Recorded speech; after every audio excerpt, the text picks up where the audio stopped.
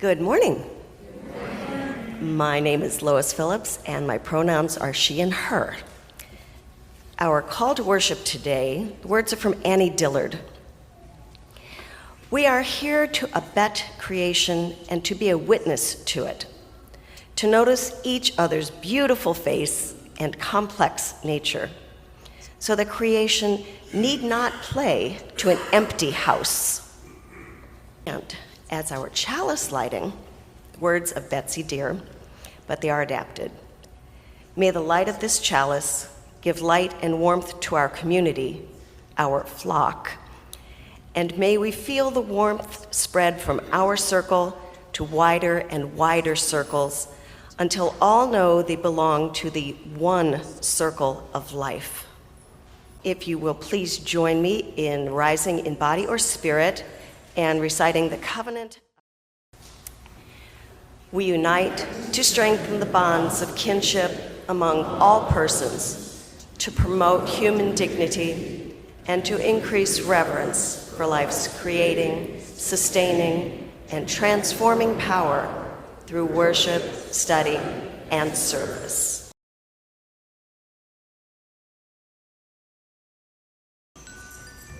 The Ugly Duckling, illustrated by Polona Lovson. One day, 6 fluffy yellow ducklings hatched from their eggs. Mother Duck was very happy. Cheep, cheep, the ducklings called to their mother. There was one big egg left in the nest. At last, the big egg cracked open. Out popped a funny grey duckling with big black feet and a big black beak. The other ducks crowded around to look with Mother Duck. "It does not look like a duckling," they said. Mother Duck gathered up her fluffy yellow ducklings and her funny grey duckling. "Follow me," she said. She led them through the farmyard. All the animals stopped to stare at the funny grey duckling. The animals made fun of him. When they got to the pond, Mother Duck and the little ducklings all swam off. The funny grey duckling was left behind. "Go away," said the goose. "You are ugly. You are not one of us," she said. The funny grey duckling went back to the barn, but the fluffy yellow ducklings wouldn't play with him. "Go away," they said. "You are not like us. You don't belong here." The little duckling was very sad. He ran away. The funny grey duckling walked for miles until he came to a cottage. A little old woman gave him some corn and milk. "Go away," said the hen. "You are eating all my grain." "Go away," said the cat. "You are drinking all my milk." "And don't come back," said the cat and the hen. The funny grey duckling went back to the pond, but winter was coming and the pond was turning to ice. The funny grey duckling was cold and hungry. He saw some fine swans fly over the pond. "I wish I could fly up in the sky with the swans," he thought. The swans did not see him. They flew far away. At last, the winter turned to spring. The ducklings came back down to the pond. But they had grown up. Now they were ducks. They saw the ugly grey duckling, but he had grown up too. He was not a duck at all. "If I am not a duck, what am I?" he asked. Then he looked down into the water and saw his reflection. "I look just like a fine swan," he said, surprised. "I am a swan," he shouted with joy. Just then, the fine swans flew over and landed on the pond. "Hello," said one of the swans. "Do you want to come with us?" He was so happy. Now he could fly away with the other swans.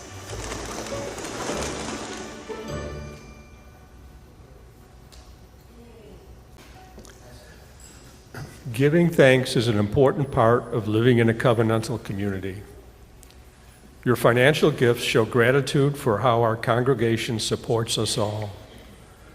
We are grateful for you and this support. Without you, our mission to inspire, heal, and belong could not be fulfilled. Your gifts of gratitude will now be gratefully received.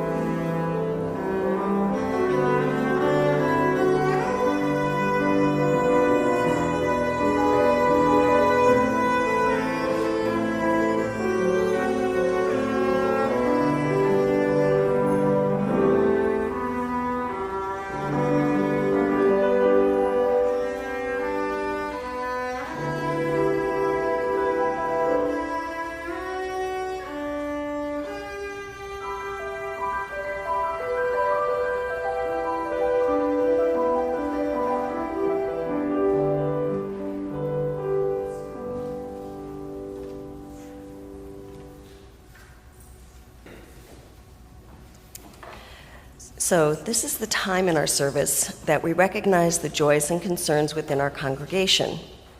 If you have anything to share, please use the form on our website under the Connecting Pastoral Care tab. You can also find it in the weekly e-news, and you can call Reverend Pam or anyone on the lay ministry team, or simply leave a message with the office. This week, we are keeping Linda Berry in our thoughts as she will be having hip replacement surgery tomorrow. She's been very uncomfortable and is actually looking forward to getting this done. Hayden Pierce is hospitalized due to a very serious case of appendicitis with some complications during surgery. Avery and Bailey Pierce and other family members are providing support, and let's add our support too. Jeff and I just returned from Irvine, California, where we were there to early celebrate our first grandchild's 6th birthday. Happy birthday, Sage. And by the way, Sage is 4 feet 6 inches tall already. I am 4 foot 11 and a half. So, for all those intentions, which remain in the secret sanctuary of our hearts, know that you are held and that you are loved. If we remain seated, please sing along with me, Spirit of Life.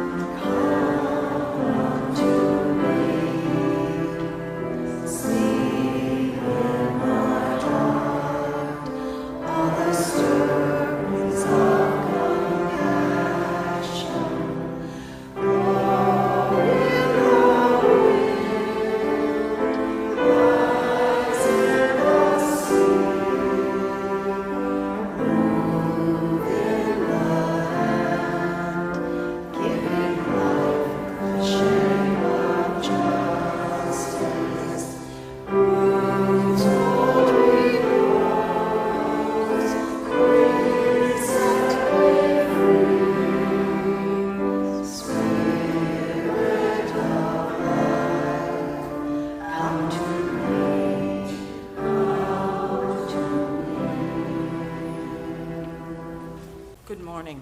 I'm Helen Moore, and I'm a member of the Feminine Divine group who's doing the service this morning.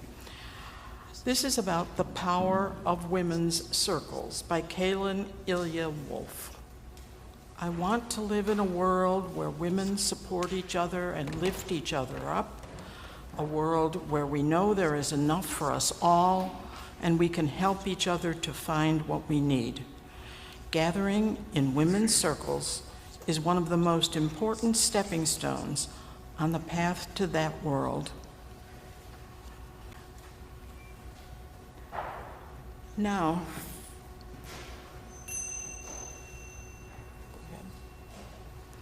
find a comfortable position sitting upright with your eyes closed.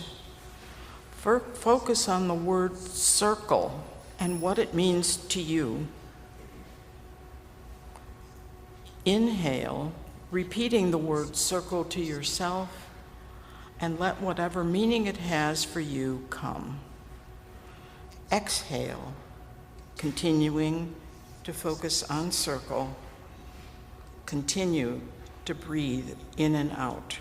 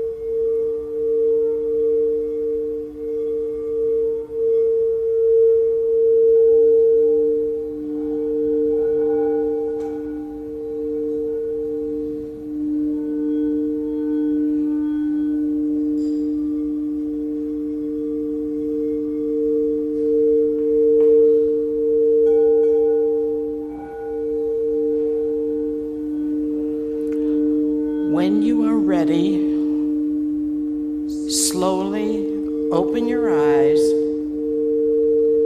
and bring your attention back to the room.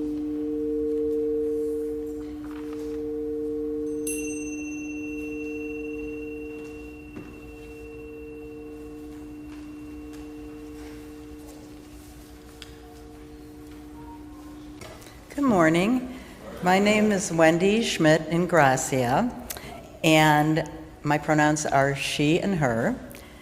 I'd like to tell you a little bit about our Feminine Divine group.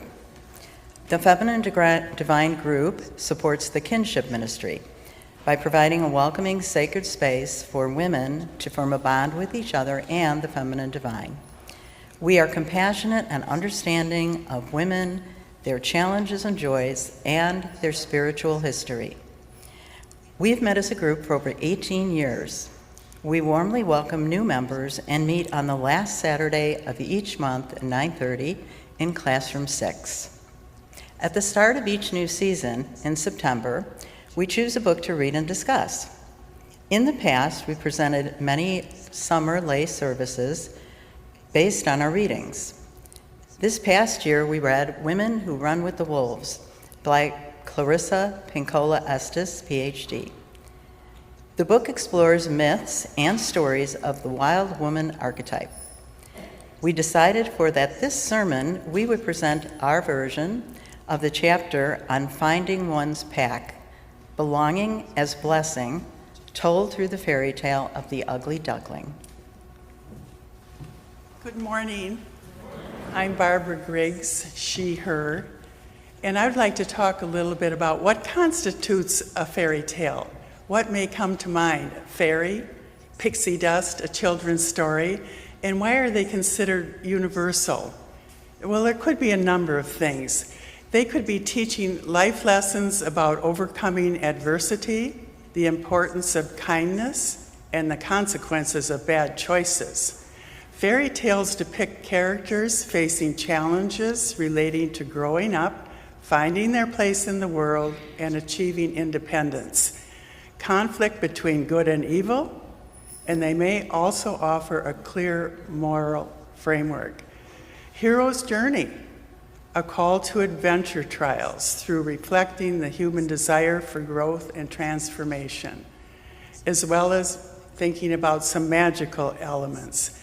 As far as origins, they have ancient roots, oral traditions passed down through generations and adapting to different cultures and retaining core themes, literally storytelling. They may contain universal themes but have been adapted and reinterpreted across time, remaining relevant in different cultures and different contexts. An example of this would be Beauty and the Beast. This tale was originally written by Jean-Marie Beaumont, 1711 to 1780. Now, she was a governess at a very fancy ladies' school who wrote the most popular version of this fairy tale. Her main objective was to teach girls proper behaviors. She actually was quoted, her writing depicts how girls should domesticate themselves, support men, and prove their worth through industriousness and good manners. This was the message at the time. The Grimm brothers in the 1700s to 1800s, although apparently they argued in favor of processing tales straight from the folks, in reality they recreated them for their audience. They wanted to have people believe that these were all German tales, and in fact they were not. They came from many different geographical locations. They sought to establish a solid German heritage in their collection. Nationalism and patriotism were especially important. The Grimms and other scholars were particularly interested in finding answers to questions about German identity in order to unite and strengthen their culture. The work of the Grimms is important because it marks a change in the opinion about fairy tales. After the publication, fairy tales began to be studied as descending from ancient sources, providing information about the past of nations and people, and preserving remnants of cultural treasures otherwise lost and unrecorded. Well, now we come to the 20th century, and in comes Walt Disney. Now, this is about 1950, and we're in the June Cleaver era. And he was a major shaper of fairy tales. Disney took popular versions of fairy tales and created appealing, lucrative motion picture cartoons out of these fairy tales and created the first and perhaps lasting impressions of many, not only for children but for adults. These tales were edited and revised to best suit American cultural expectations. Disney added additional characters such as cute animals or funny servants to provide sidelines. Tales had to be reshaped to fill cultural expectations of audiences in the interest of commerce, of course. He had to be a vigorous defender of American family values, removing any violence, or certainly any sexual content. The most popular and oldest of all fairy tales is Cinderella. It can be found in Greek and Roman mythology, as well as ancient Oriental stories. This would be an excellent example of altering or modifying. The earliest known European version is entitled The Cat, Cinderella, authored by an Italian by the name of Basili. It is probably the earliest full telling of the story. Cinderella's real name is Zazzala and plays an active role in determining her future. Cinderella finds that her new stepmother is an evil, malicious, bad-tempered woman. So Cinderella kills her off by closing the lid of a trunk on her neck. When Cinderella's father sails away on business, she prevents the return of the ship until he brings her the gift for which she asks.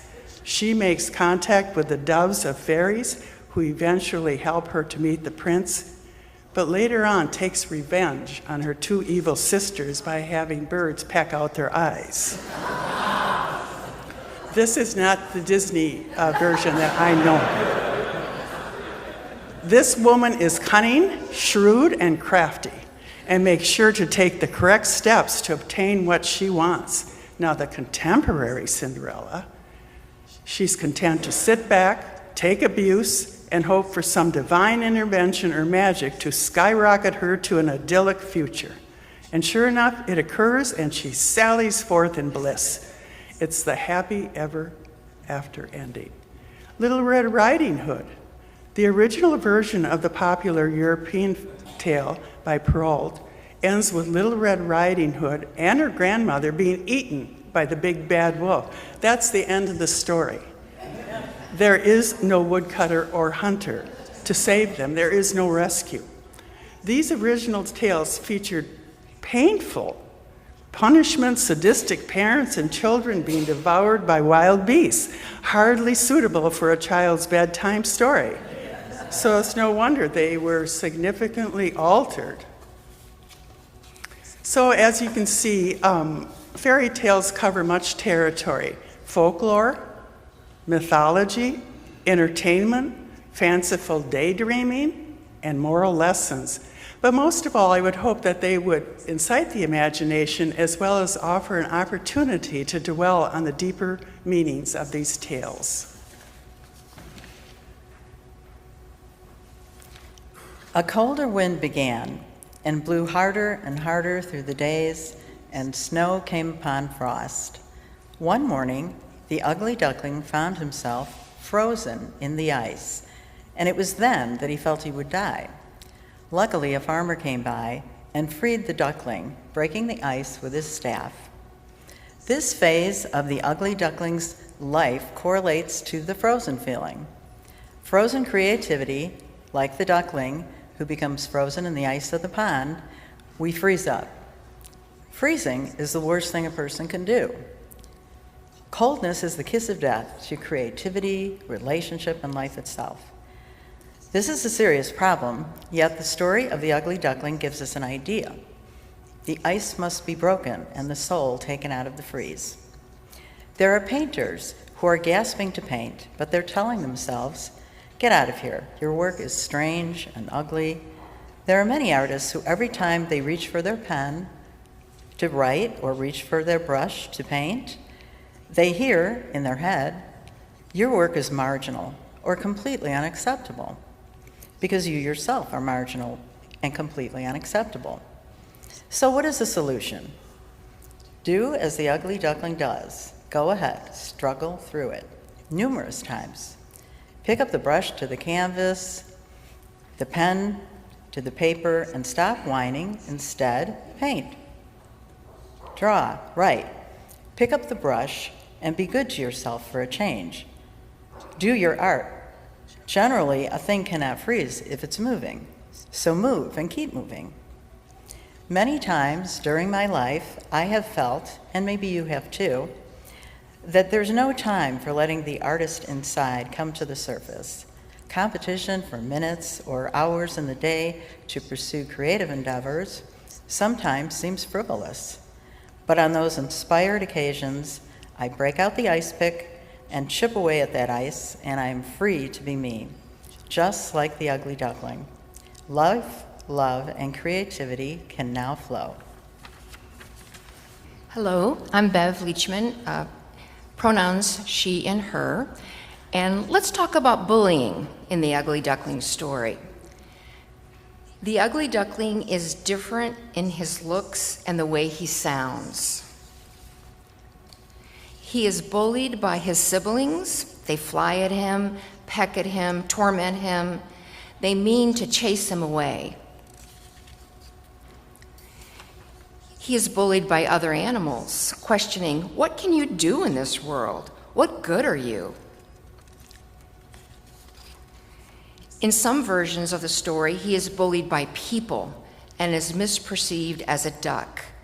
They say, what can you do or give me that is benefit to me? So the classic metaphysical concept of doing instead of just being runs through the story. All in his current environment are living to do, doing for results and to fit into the norm instead of just being who you are and accepting yourselves and others from the moment you are born. The Ugly Duckling goes from pillar to post, trying to find a place to be at rest. So the instinct to rove until one finds what one needs is well intact. Yet there's a kind of pathology, sometimes in the Ugly Duckling syndrome. One keeps knocking at the wrong doors and has never known a right door to begin with, and the cycle continues. Then, in the springtime, he sees his reflection in the water and sees a beautiful swan that is himself.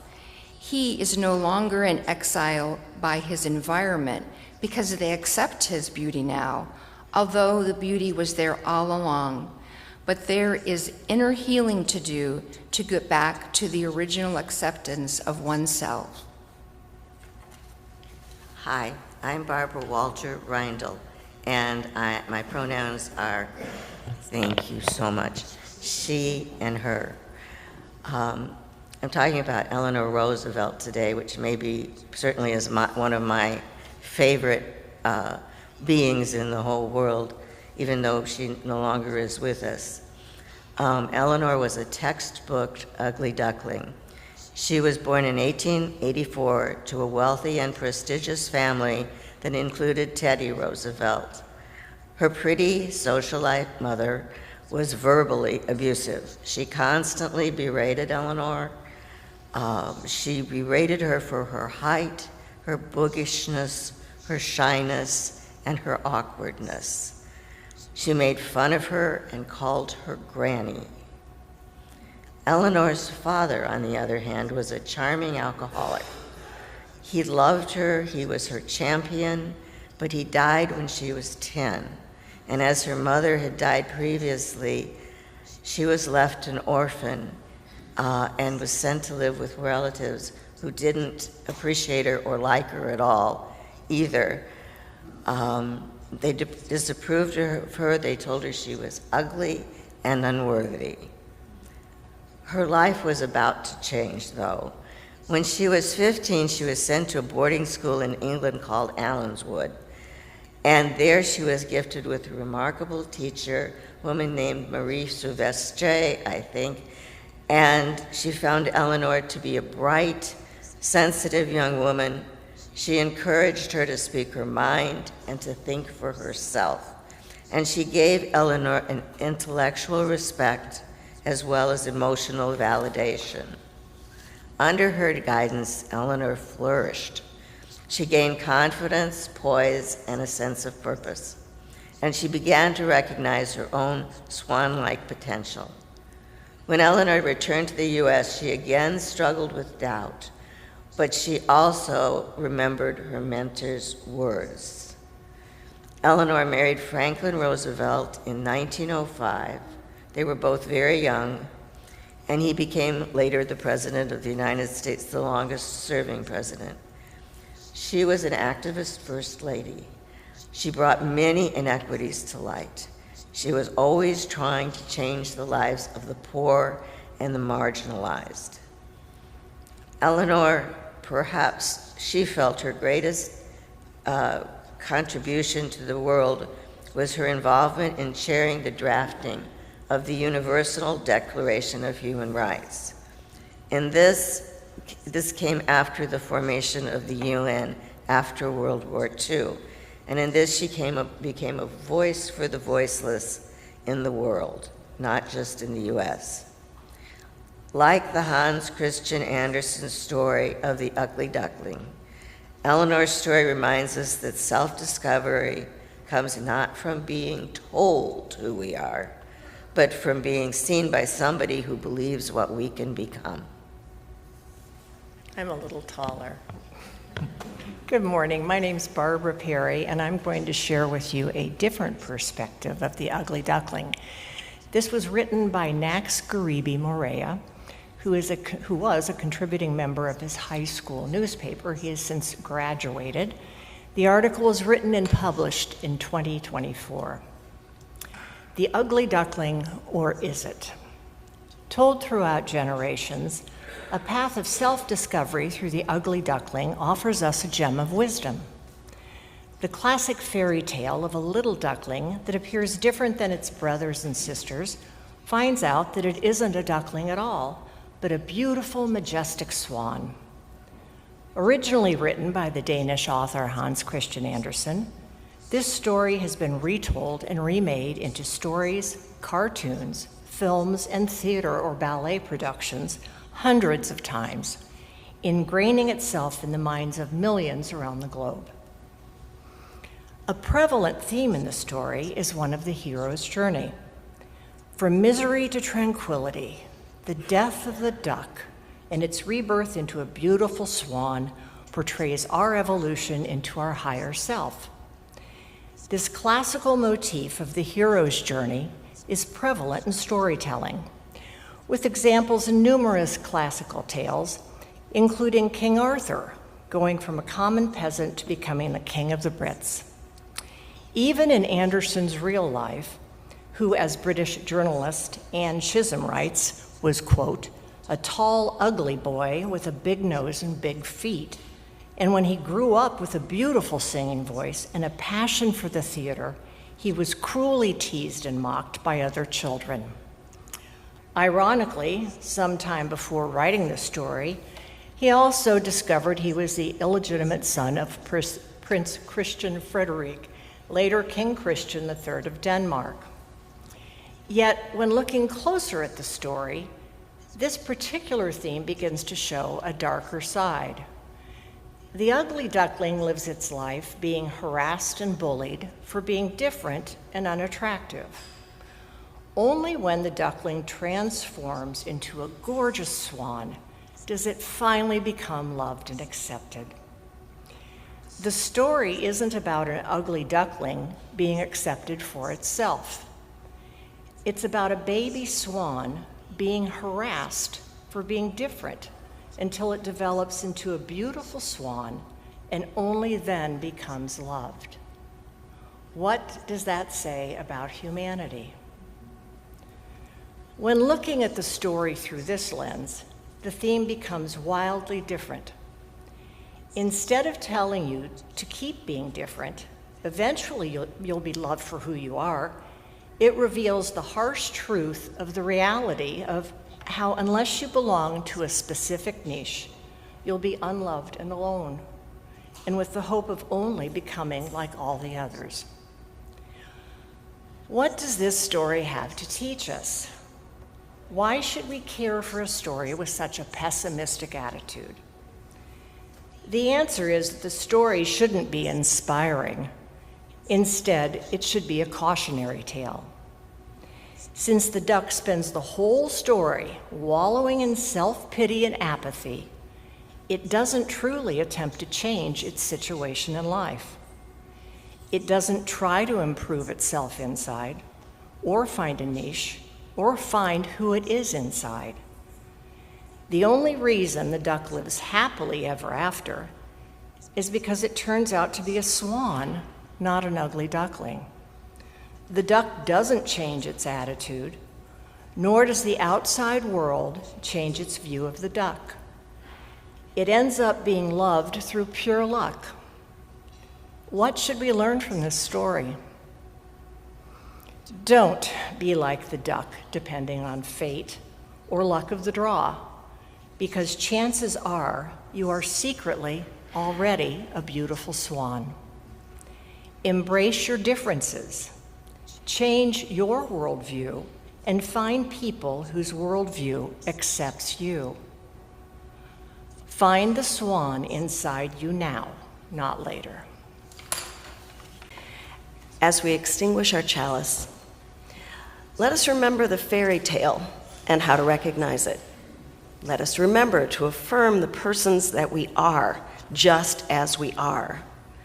Let us remember to challenge the bully who tries to intimidate us. Let us remember how Eleanor Roosevelt overcame so much to become her truest self. And let us remember to embrace our differences as we live in this world and view it from our own personal perspective.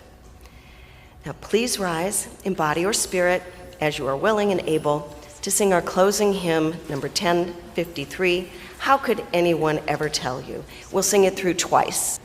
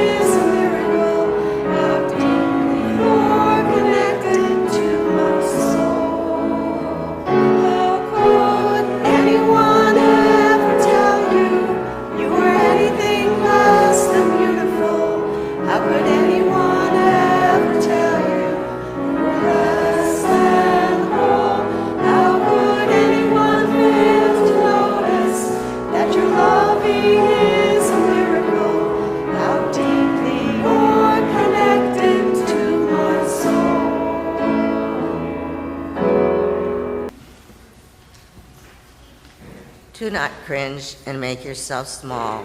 If you are called the black sheep, the maverick, the lone wolf, those with slow seeing may say a nonconformist is a blight on society. But it has been proven over the centuries that being different means standing on the edge, means one is practically guaranteed to make an original contribution, a useful and stunning contribution to their culture. If you have ever been called defiant, incorrigible, forward, cunning, insurgent, unruly, rebellious, you're on the right track. Wildwood Woman is close by. May the power of the CCU circle, support, and sustain us as we each strive to be our best selves. Go in peace and love.